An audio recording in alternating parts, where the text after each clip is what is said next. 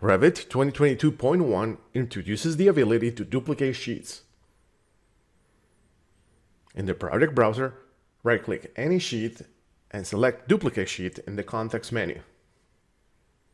You have three options. Duplicate a sheet as a new empty sheet using the same title block. Duplicate a sheet and any detail element on the sheet, such as legends, schedules, key plans, and sheet-specific line work. Or duplicate a sheet with views.